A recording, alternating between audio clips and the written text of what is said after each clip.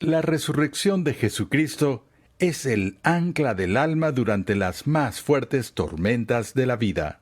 Pablo no tuvo tiempo para un cristianismo sin resurrección, porque entendió que el corazón y el alma de la fe cristiana, lo que hizo de la fe cristiana a la fe cristiana, fue el anuncio, no de que se supone que debemos amarnos unos a otros, sino el anuncio, Él ha resucitado.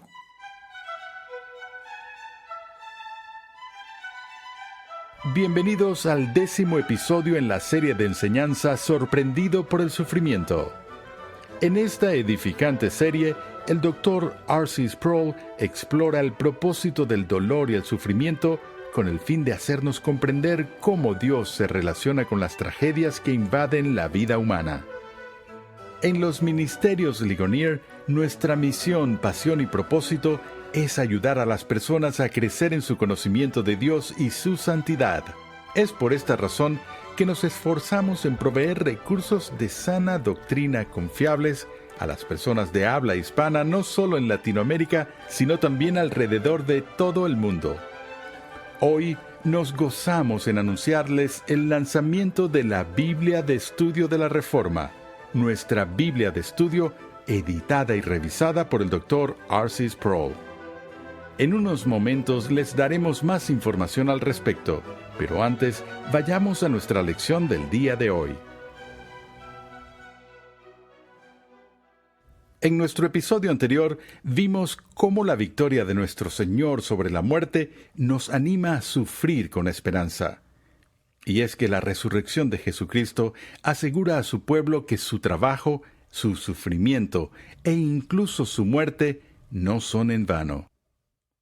Te invito de nuevo al aula de clases a escuchar al Dr. R.C. Sproul en la voz de Pepe Mendoza mientras concluye su enseñanza sobre la resurrección de Cristo y continúa examinando cómo la victoria de Cristo sobre la muerte nos ayuda a enfrentar la muerte no solo con dolor, sino también con gran esperanza. Retomamos la clase anterior en progreso. Si la religión se basa en una premisa falsa, si no hay una realidad correspondiente a la esperanza que se encuentra dentro de nosotros, seamos sinceros, nuestra predicación es un ejercicio fútil. Nada podría ser más irrelevante que lo que decimos desde los púlpitos de este país, y la fe que expresamos es inútil. Es inútil si Cristo no ha resucitado. Hablo de esto cada vez que tengo oportunidad porque estamos viviendo en un momento de la historia de la Iglesia cristiana donde hemos visto todo tipo de intentos para darnos una versión sintetizada del cristianismo. Dicen que ya nadie cree en lo sobrenatural. No creemos en lo milagroso, no creemos en los nacimientos virginales y las muertes expiatorias y las resurrecciones y las ascensiones y los ángeles y todo eso. Rudolf Bultmann, el estudioso alemán, dice que no puedes usar la quimioterapia moderna, no puedes usar la electricidad, no puedes usar las comodidades de nuestra cultura y aún creer en los ángeles y los nacimientos virginales. Entonces la iglesia se queda con un gran problema en sus manos. ¿Qué hacemos con estos miles de millones y miles de millones de dólares en inversiones que hemos realizado en estos edificios y la influencia que tenemos en la cultura? Y sin mencionar a un par de generaciones de hombres y mujeres que han sido ordenados en el clero, que ahora no tienen otro lugar para trabajar. ¿Qué hacemos? ¿Cerramos nuestras puertas y decimos perdón, nos equivocamos? Eso es lo que está sucediendo en Europa.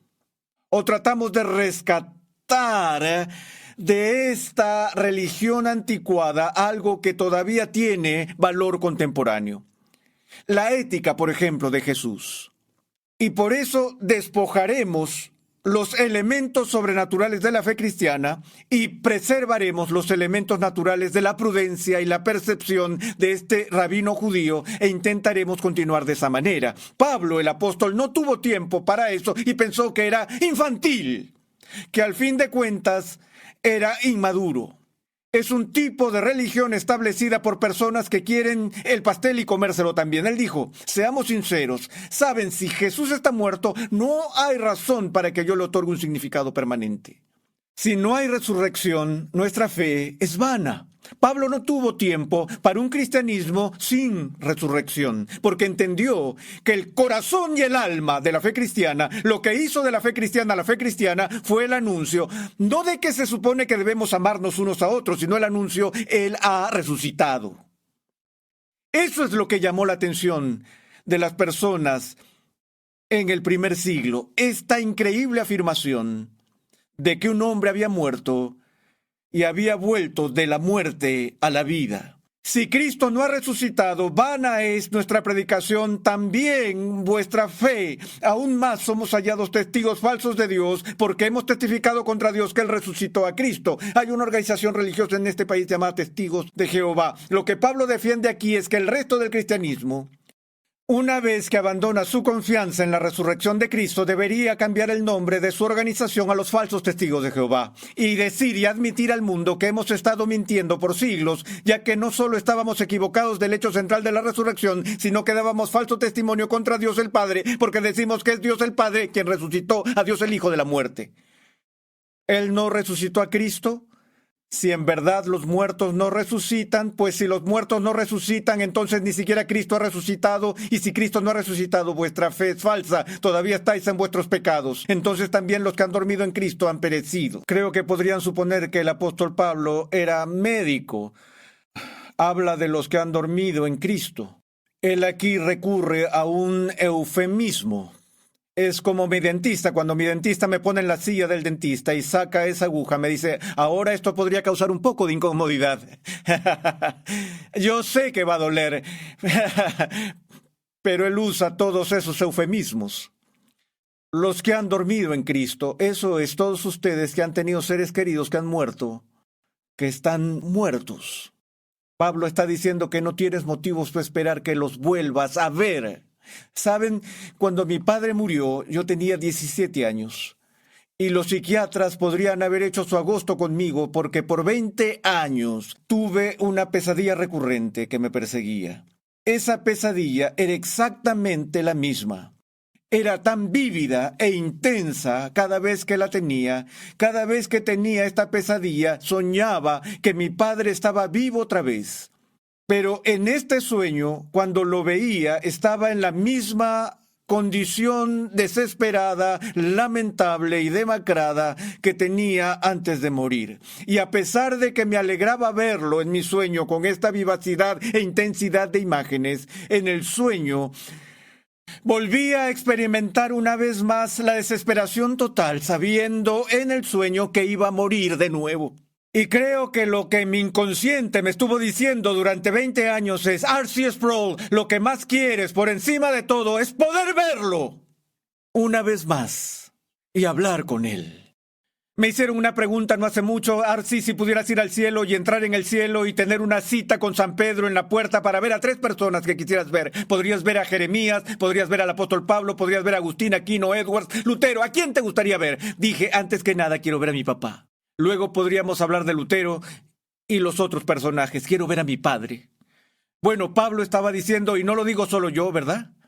Pablo dice que si Cristo no resucitó, olvídate de ver a tus seres queridos difuntos. Ya no están. Si hemos esperado en Cristo para esta vida, solamente somos de todos los hombres los más dignos de lástima. Sé que en nuestra cultura se nos dice que la única dimensión significativa de la religión es lo que sucede aquí y ahora en este mundo y que no hay nada peor que estas personas con castillos en el aire que siempre están hablando del cielo. Si no puedo tener mi castillo en el cielo, damas y caballeros, no lo quiero aquí.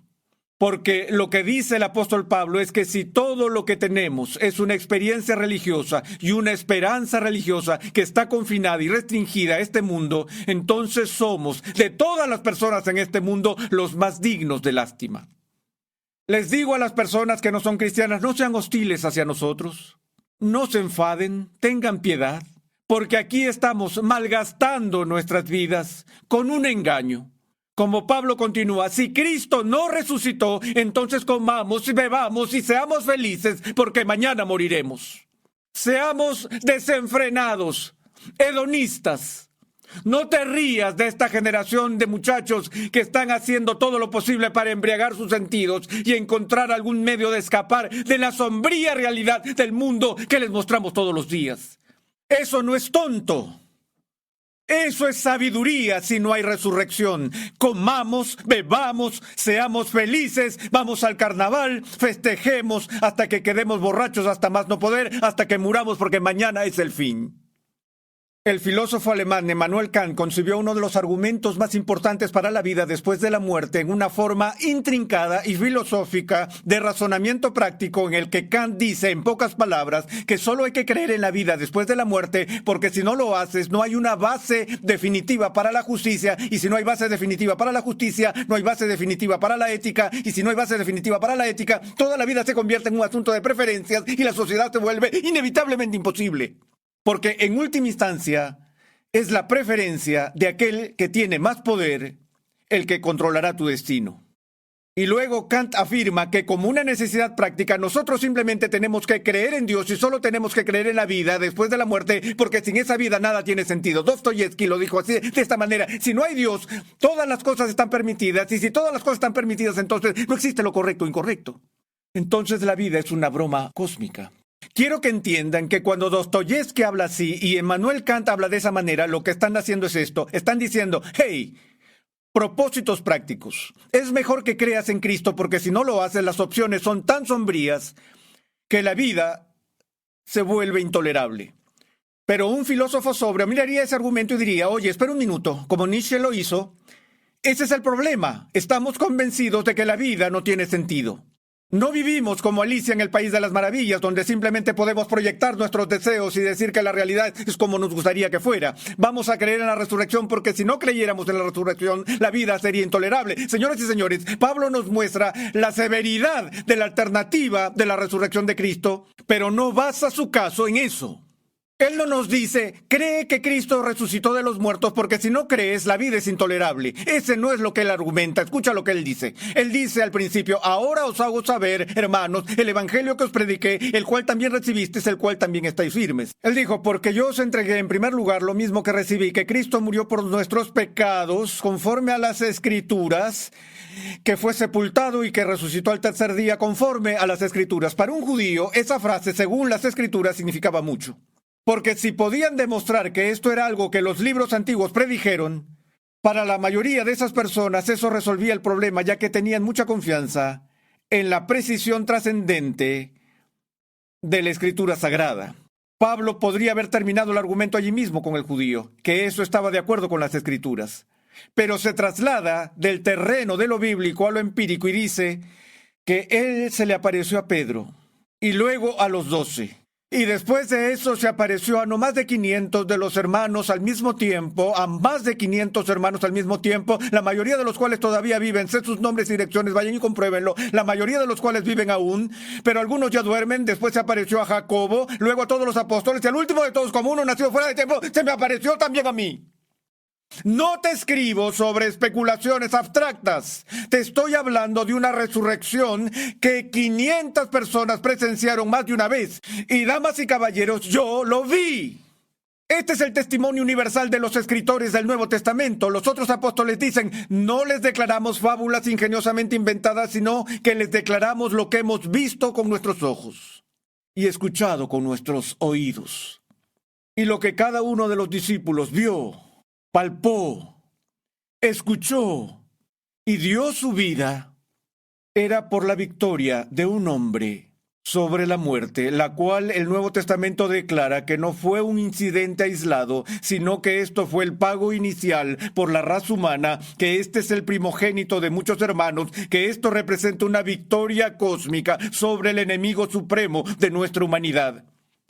De modo que la conclusión a la que llega el apóstol en el capítulo 15 es fantástica. Él dice, por tanto, y usted sabe lo que esa palabra por tanto indica, que se acerca a la conclusión. Por tanto, mis amados hermanos, estad firmes, constantes, abundando siempre en la obra del Señor, sabiendo que vuestro trabajo en el Señor, que tu trabajo en el Señor no es en vano. Es la resurrección de Cristo, y lo que esto significa es que ninguna cantidad de sufrimiento, ninguna cantidad de dolor, ninguna cantidad de tristeza, ninguna cantidad de soledad, ninguna cantidad de aparente desesperanza puede ser el fin, porque Cristo ha resucitado. Entonces mi sufrimiento no es en vano.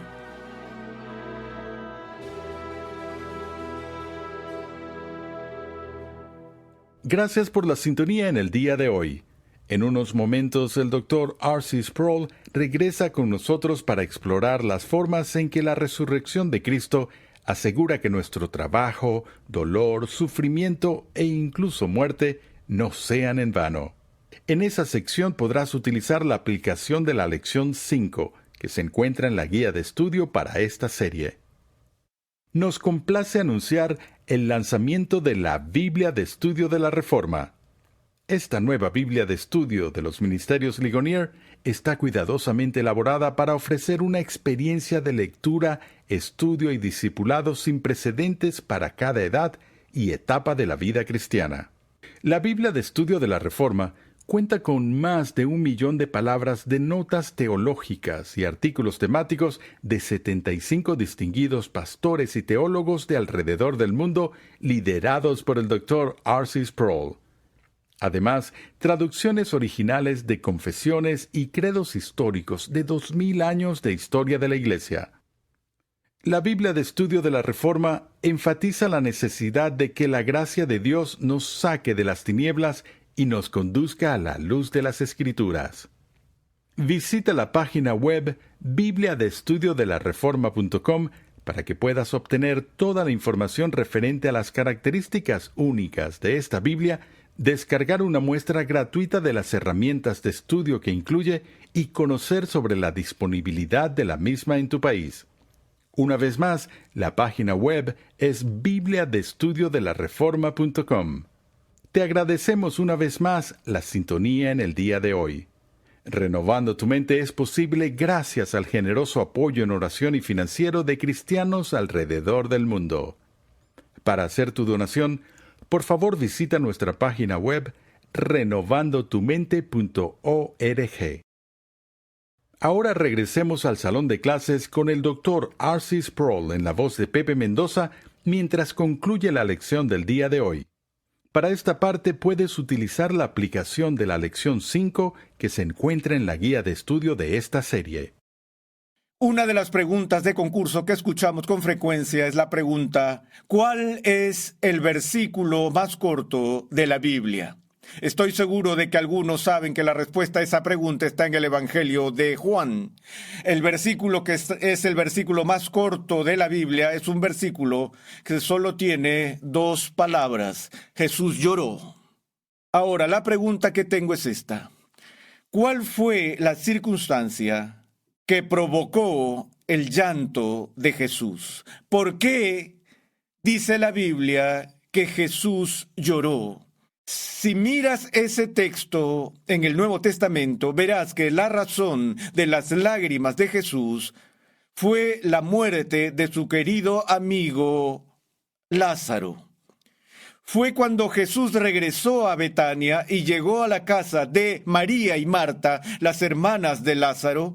Jesús supo del fallecimiento de su hermano. Ustedes recuerdan cómo las hermanas estaban tan angustiadas y molestas que se acercaron a Jesús y le dijeron: si hubieras llegado antes, podrías haber evitado esto.